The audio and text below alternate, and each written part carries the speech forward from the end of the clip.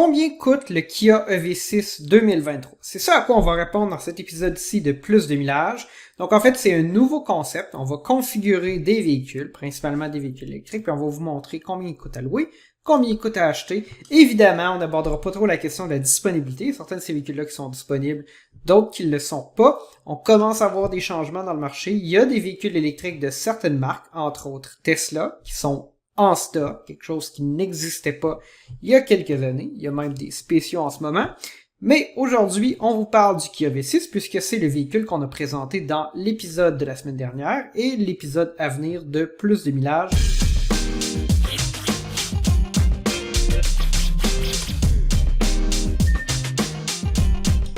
On est sur le site de Kia, donc on va regarder leur véhicule. Donc, c'est tout de même particulier. On a une section populaire, les véhicules populaires sur le site de Kia, et il n'y a aucun modèle hybride ou électrifié. Est-ce que Kia a toujours envie de vendre des véhicules électriques? Peut-être qu'on peut se poser la question. Donc, on va venir ici, hybride et électrique. Donc, on a le Sportage PHEV, HEV. Évidemment, les prix ici sont pour les modèles hybrides. Le Sorento, surprenamment, pas vraiment plus cher, mais en fait, c'est parce que on peut acheter des versions plus de base du Sorento hybride ou PHEV, alors que le Sportage, pour les versions hybrides et hybrides branchables, il faut aller vers un niveau d'équipement supérieur. Mais on va se concentrer sur la Kia EV6. Puis en fait, dans l'épisode, ce qu'on va vous montrer, là, c'est qu'on va essayer de configurer quelque chose de commun que la plupart des gens pourraient choisir. Donc, pas nécessairement les modèles de base ou les modèles les plus chers. On va aller vers ce que le grand public va choisir. Donc, le prix de base du Kia EV6, selon Kia, 49 009 $. Donc, on doit choisir notre modèle. Je crois que les modèles à autonomie standard du EV6 Ioniq 5 sont très peu populaires. En fait, ça va généralement être des modèles longue autonomie à propulsion arrière ou à traction intégrale avec autonomie prolongée. On voit ici que sur les mensualités, pas beaucoup de différence, bon, 6 $ par semaine. Allons-y avec un modèle à traction intégrale. Parce qu'on est au Québec, hein, on aime ça, la traction intégrale. C'est ce qu'on a essayé dans un Kia V6 récemment. Choisir la couleur extérieure, bleu. Oh, le bleu, il faut payer 74 sous par semaine, en fait.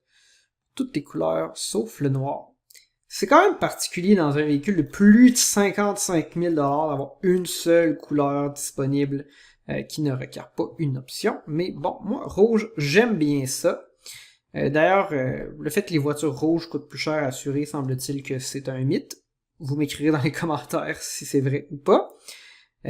Bon, finalement, on n'a vraiment pas beaucoup de choix à ajouter des accessoires, tapis de plancher. On a vraiment peu de choix. Allons vers le GT Line pour voir. On va revenir en arrière après. Même dans le GT Line, des couleurs sont en option, on a même moins de choix. Donc, ce qu'on voit essentiellement, là, c'est que bon, ces véhicules-là ne sont pas à configurer avec beaucoup d'options. On choisit la version qu'on veut avec l'équipement qui nous intéresse. Puis, on poursuit. On va le remettre rouge. On va aller vers le sommaire, mais en fait, c'est toujours dans le raffinement. Là. Allez voir comment les paiements sont placés. On va commencer par le prix comptant. Ensuite, on va vous présenter la location. 48 mois, généralement, c'est le terme le plus avantageux pour les véhicules électriques parce que c'est le terme le plus court sur lequel la subvention entière est appliquée. Donc, on va chercher la meilleure combinaison de le moins de dévaluation du véhicule possible en étendant le terme. Et en fait, on va chercher aussi le maximum de subventions par année. Donc, effectivement, un véhicule déprécie plus dans la première année que durant la quatrième, puis déprécie moins durant la cinquième. Mais généralement, la combinaison idéale pour location d'un véhicule électrique au Québec, c'est 4 ans, puisque c'est le terme sur lequel, à la location, on est en mesure d'aller chercher la subvention maximale. Si on étend de 5 ans, on rajoute une année de dépréciation, mais on rajoute pas de subvention. Parfois, les mensualités réelles, là, après les subventions, seront plus chères sur 60 mois que sur 48, mais ça dépend des constructeurs, puis surtout, les configurateurs ne sont pas toujours configurés de la même manière. Donc, prix comptant, le prix, c'est 58 610 $. Là, on ajoute 250 $ pour la peinture, il y a des programmes pour les militaires, pour les personnes à mobilité réduite. Donc, vous pouvez avoir un rabais sur votre Kia V6.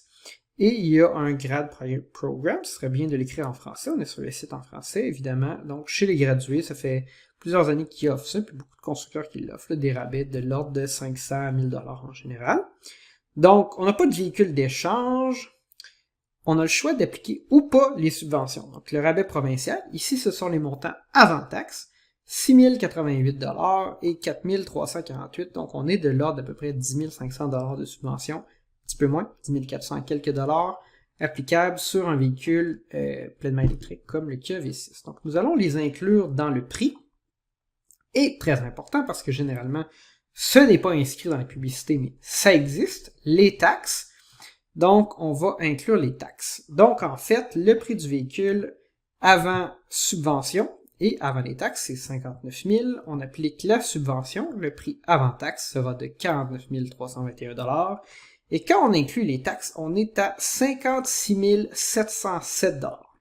Donc, 56 707 $, un peu moins si vous n'êtes pas trop regardant sur la couleur de peinture, c'est le montant minimum qu'il faut payer pour acheter un Kia EV6. Donc évidemment, on ne parle pas de disponibilité ici, mais si vous pouviez en acheter un en 2023, si vous en avez commandé un d'avance, ils sont sortis, il y a énormément de gens qui ont fait des commandes, désolé pour le micro, c'est le prix que vous allez payer. On va aller voir à la location ensuite.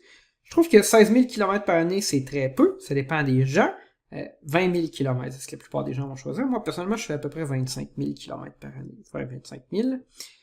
Pas d'acompte, un terme, on va mettre 48 mois. On va regarder en fait ce que ça change, là. Puis, on va y aller par mois. Réduction du taux pour les propriétaires, qui n'était pas évidemment applicable au comptant. On a toujours les taxes dans le prix. Donc, 48 mois, 20 000 km. Le taux d'intérêt est de 8,99-99%. C'est pas mal dans le marché. Ce qu'on voit en ce moment, là, c'est des taux 8 à 10% en général. Si vous financez le véhicule vous-même, ça va être de l'ordre de 10%. Ben, je dis vous-même si vous allez vers une banque ou une institution financière. Certains constructeurs qui offrent un rabais de taux. On a vu récemment des F-150 annoncés à 1,49%. C'est peut-être parce que les prix de détail suggérés fixes ou suggérés par le fabricant sont un peu élevés, en fait, sont probablement surélevés là, par les fabricants dans les dernières années. C'est des véhicules qui sont devenus beaucoup plus dispendieux qu'ils étaient. Pas de véhicule d'échange, et on voit que la mensualité, en incluant les taxes, c'est 585 $ par mois. C'est là qu'on réalise que c'est un véhicule qui est extrêmement dispendieux. Mais quand on y va avec une location, et que le fabricant choisit d'avoir là, une valeur résiduelle raisonnable, disons, les mensualités deviennent raisonnables malgré le taux élevé. Donc, je serais curieux de voir si on est capable d'obtenir... On n'a pas vraiment de... En fait, oui, puis on avait choisi le GT Line, on n'était pas revenu en arrière. Donc, 585 $. En fait, c'est relativement raisonnable. La dernière fois que j'avais été faire le calculateur, c'était beaucoup plus élevé. Mais ce que j'avais remarqué, c'est que Kia utilisait une valeur résiduelle de 15 000 $, excusez-moi, après 48 mois, ce qui est complètement ridicule parce qu'évidemment, le véhicule après 4 ans va valoir plutôt 35 000 $, 40 000 $. Il ne vaudra pas 15 000 $. Donc, on allait essentiellement se mettre la subvention dans les poches, à moins que vous choisissiez d'acheter le véhicule par la suite. On va revenir choisir à notre configuration. On a vraiment, effectivement, on avait vraiment le modèle à traction intégrale longue autonomie, donc je ne sais pas ce qui s'est passé. Et on va retourner au sommaire. Donc, 585 $ par mois de location, c'est relativement raisonnable. Pour l'achat, là, évidemment, il y a toutes sortes de stratégies. Les termes existants sont beaucoup plus longs, parfois 84 mois, comme ici, c'est plus long. Même 96 mois, puis il y a même des gens qui vont aller acheter un véhicule, utiliser un prêteur privé, puis aller financer ça sur plus longtemps. C'est à vous de voir comment vous préférez gérer vos finances. Mais le taux de financement sur 60 mois, c'est 6,49%. Donc, ce que je vais choisir, c'est 60 mois, 0 comptant. Mais dites-moi dans les commentaires, qu'est-ce que vous croyez qui devrait être la meilleure combinaison, celle qu'on devrait utiliser comme exemple, parce qu'on va refaire plusieurs épisodes comme celui-ci avec d'autres véhicules dans le futur. Donc, pas d'échange, on applique les subventions et on applique les taxes. Et là, haha, beaucoup plus dispendieux. 1100$ par mois. Donc, en fait, là, c'est là qu'on voit où est-ce que, à la location, quand on loue un véhicule électrique, que la subvention est appliquée sur 48 mois, donc la totalité de la subvention, la même subvention que l'achat du véhicule, et que le résiduel est raisonnable ou réaliste, on est capable d'aller chercher des mensualités relativement, disons, qui fonctionnent pour le commun des mortels, mais quand on achète ces véhicules-là, ben là, on le sait, c'est un véhicule à 56 000 $ taxes incluses, c'est extrêmement dispendieux, 1100$ par mois, 1109,29. Donc, c'est ce que ça coûte acheter, comptant, louer ou acheter en financement un Kia EV6. Donc, écrivez-moi dans les commentaires quel modèle vous auriez choisi. Est-ce qu'il y a une option moins chère, plus intéressante dans le marché en ce moment? Peut-être les modèles 3. On entend dire qu'il y a jusqu'à 5000$ de rabais sur les modèles 3 en stock chez Tesla. Iriez-vous voir un Tesla Model 3 qui revient moins cher que ce véhicule-là, peut-être, avec les subventions? Non, c'est vrai, c'est pas subventionné parce que c'est pas le PDSF qui a baissé, c'est vraiment juste le prix de vente. Donc, écrivez-nous ça dans les commentaires, dites-nous si vous voulez voir plus d'épisodes comme celui-ci de Plus de Millage.